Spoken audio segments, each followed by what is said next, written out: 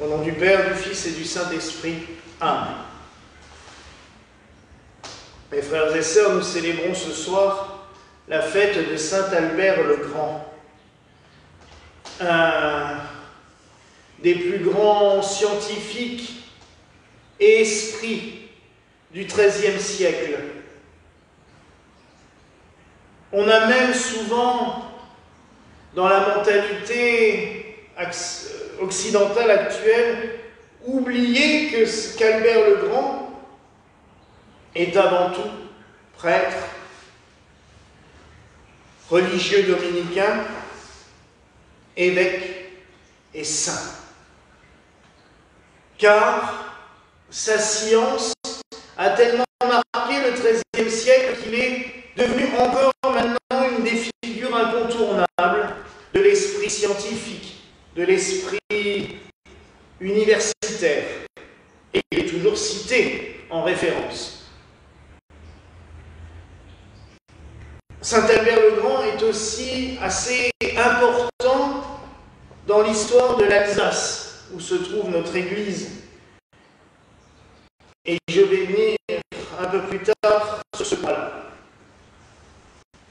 Albert le Grand est né donc au XIIIe siècle à Lofflingen, en Allemagne, et très vite il se tourne vers les études, avec une passion dévorante pour les études. Il entre dans le tout jeune ordre dominicain, puisqu'il a été fondé lui-même au XIIIe siècle par Dominique, Saint Dominique, et je rappelle que c'est aussi à la même période où nous trouvons un saint théologien, Thomas d'Aquin. Donc vous voyez que ce XIIIe siècle, dans l'ordre dominicain, a été très florissant. Et nous pouvons, des fois on critique un peu l'ordre dominicain, parce qu'ils ont peut-être prêché certains avec véhémence contre les hérétiques, mais il faut reconnaître que ces hommes-là et l'ordre de Saint-Dominique avaient une science incomparable. Et durant toute leur histoire jusqu'à maintenant, c'est un ordre sur lequel l'Église a toujours pu se fier et s'appuyer pour l'enseignement de la théologie, de la sainte doctrine. Albert le Grand va étudier dans les plus grands centres universitaires d'Allemagne, mais de tout le Saint-Empire romain germanique, ce qui va le conduire à venir étudier dans ce qui n'est pas encore réellement une université, même si le collège des Dominicains avait déjà une très forte puissance et qu'il sera lui-même l'embryon de la future université de Strasbourg. C'est le couvent des Dominicains de Strasbourg. Pour ceux qui nous regardent, qui sont dans la région, c'est l'actuel Temple Neuf et le lycée Jean Sturm. Le temple dominicain étant devenu protestant à la Réforme, le lycée étant devenu, le collège des Dominicains étant devenu l'université créée par Jean Sturm, plus tard le lycée quand l'université s'est installée un peu plus loin dans la ville.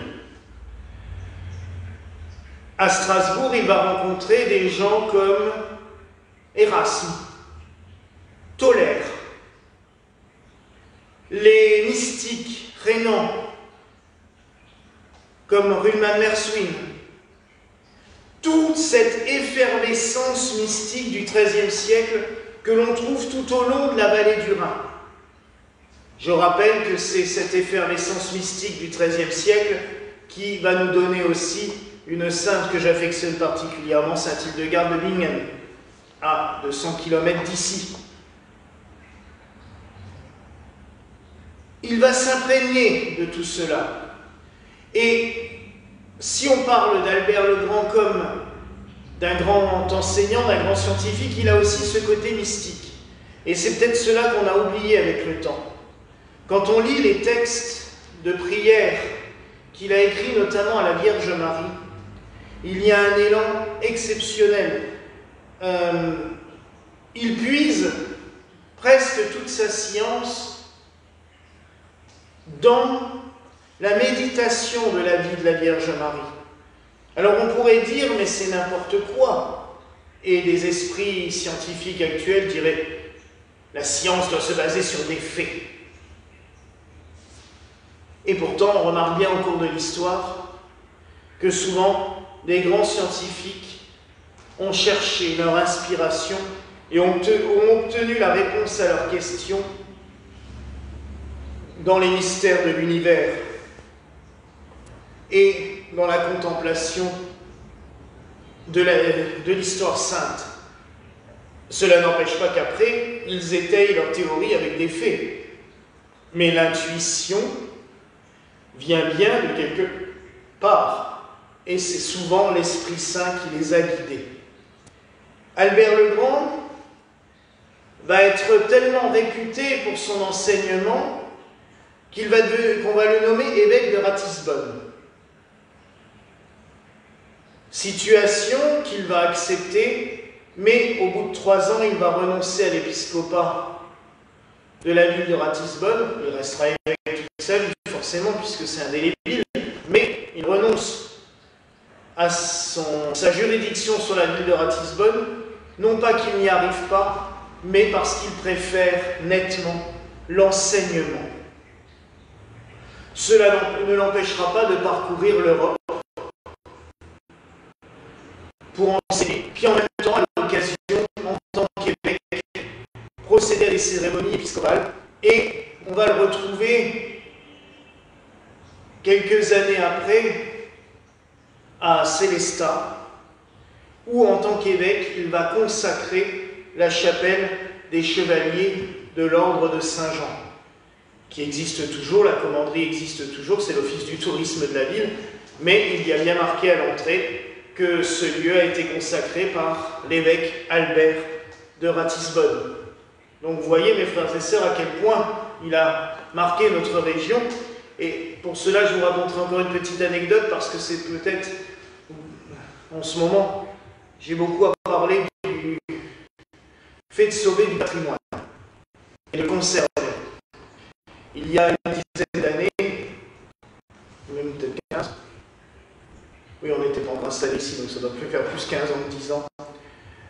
J'ai trouvé chez un brocanteur en ligne un cadre extrêmement beau, très ouvragé, et il y avait une parcelle de la vraie croix, et il était marqué autour en écriture très ancienne, en français très ancien, et c'était scellé derrière, il y avait encore le certificat avec aussi, parcelle de la vraie croix de notre Seigneur Jésus-Christ, offerte par Saint Albert le Grand, évêque de Ratisbonne, lors de la consécration de la chapelle de la commanderie Saint-Jean de Sélestat. Maintenant, je l'aurais pris tout de suite. À l'époque, c'était pas cher du tout, c'était 90 €. Franchement, quand j'y repense maintenant, je me dis que j'ai vraiment été... Mais je me suis dit non, va pas t'encombrer avec ça. En plus, on n'avait pas encore l'église. Du coup, j'ai écrit à la ville de Sélestat et aussi à la bibliothèque humaniste, qui en plus d'être la bibliothèque vraiment spirituelle par excellence, est aussi un musée historique, en leur disant que cette chose-là était disponible chez un brocanteur. 8 jours après, j'ai vu que l'objet n'était plus en vente. Je me suis dit, bon, ça y est, ils l'ont récupéré, il est sauvé. Malheureusement, quelques semaines après, dans une exposition, je demande à des responsables de la bibliothèque s'ils avaient bien reçu mon mail, je n'avais jamais eu de réponse, et s'ils avaient pu acquérir la relique. Et ils m'ont dit, oh, on l'avait eu, ça ne nous intéressait pas. Et là, ça a été un profond regret, puisque c'était une double relique, une relique de la croix de notre Seigneur, mais aussi une relique de Saint Albert le Grand. Vous voyez que des fois, ça peut blesser, et vous voyez aussi à quel point sauver le patrimoine est important, parce que quand une opportunité se présente, on ne la retrouve jamais. Et là, ça doit être parti dans une collection privée quelque part, on ne sait où, ça réapparaîtra peut-être un jour, je ne sais pas, je l'espère, Et j'espère surtout que ça pourra retourner un jour à Célestat. C'était une aparté qui, pas dans une homélie logiquement, mais c'était pour vous raconter à quel point, je dirais, l'Alsace a un contact personnel avec Saint-Albert-le-Grand. Il a marqué réellement notre région. Mais que pouvons-nous retenir de la vie de Saint-Albert? Il ne faut pas, comme je l'ai dit au début de cette homélie, se cantonner au fait que c'était un enseignant. Parce que on pourrait analyser tous les enseignants d'université qu'il y a eu à l'époque du XIIIe siècle. On aurait Pierre Dailly, on aurait Abélard, on aurait des listes entières. Mais c'est pas tout. Albert le Grand était un mystique, comme je l'ai dit. Et je vous invite absolument à lire ses prières, à lire les textes spirituels qu'il a écrits. On les trouve sur Internet maintenant. C'est plus comme dans le temps où il fallait avoir une bibliothèque immense. Vous allez sur Internet, vous tapez prière d'Albert le Grand, vous en trouvez déjà des pages et des pages. Mais nourrissez-vous de sa prière, nourrissez-vous de ses textes. Je le répète aussi, parce que c'est ce que je pense, le XIIIe siècle a sans doute été le siècle le plus riche dans la spiritualité chrétienne, dans la spiritualité catholique, car à l'époque il n'y avait pas la séparation avec la Réforme encore,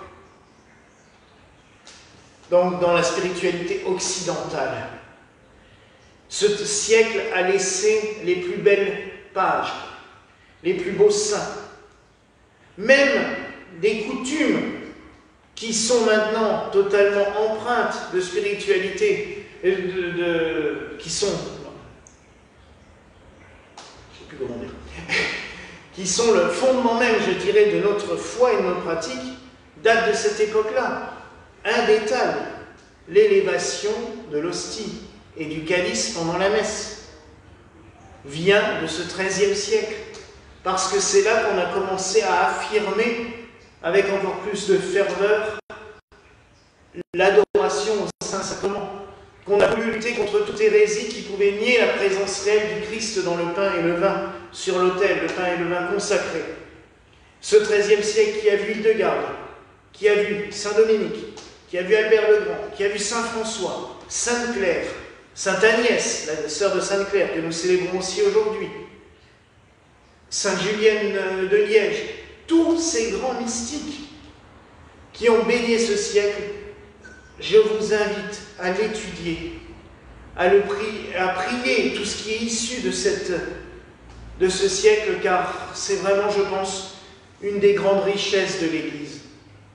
Donc prions Saint Albert le Grand ce soir, non seulement pour qu'il nous enseigne, qu'il demande au Seigneur de sans cesse nous faire goûter aux joies des dons du Saint-Esprit, pour que nous puissions recevoir la science, la sagesse, la force, tous ces 7 dons qui nous fortifient, qui nous aident, qui nous guident. Prions-le pour tous ceux qui étudient la parole de Dieu. Vous savez, l'étude de la parole de Dieu, l'étude de la vie spirituelle n'est jamais finie. On vient seulement d'éditer, cette semaine aussi, pour la première fois en français, la traduction des évangiles d'après les textes araméens, donc les tout premiers, puisque pendant longtemps on a traduit d'après le grec, d'après la Vulgate, puis on a traduit aussi un peu depuis l'hébreu, mais les textes araméens n'avaient jamais été traduits en français directement, on passait toujours par d'autres traductions. Là, ils sont traduits, maintenant, ils sont disponibles. Cette richesse ne s'arrête jamais. Et qui veut apprendre trouvera toujours de la matière pour étudier. Alors prions Saint Albert pour tous ceux qui étudient, et aussi pour nous donner à chacun et à chacune l'envie d'étudier, car c'est une chose capitale. Celui qui n'ouvre pas un livre, celui qui n'étudie pas, peut croire tout et n'importe quoi.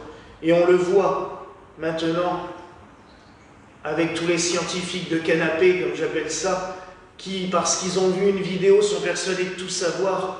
Non. Prenons des livres, étudions, cherchons. L'Église n'a jamais été, comme on l'a voulu dire, dans l'obscurantisme. Au contraire, elle nous a donné les plus grands scientifiques. Je rappelle que celui qui a découvert le Big Bang, le Père Lemaître, était chanoine de la cathédrale de Bruxelles. C'était pas... Voilà, à chaque fois qu'il y a eu des grandes découvertes, c'était aussi des prêtres qui cherchaient. Parce que l'Église n'a jamais été dans l'obscurantisme, mais ni justement dans l'occultisme, dans ce qui est dans le caché, dans le secret. Non, au contraire, elle a été toujours dans la recherche, dans l'étude, et c'est ce que saint Albert le Grand nous montre. Alors oui, mes frères et sœurs, prions, étudions, travaillons à la gloire de Dieu. Voilà la grâce que je nous souhaite en ce soir au nom du Père, du Fils et du Saint-Esprit. Amen.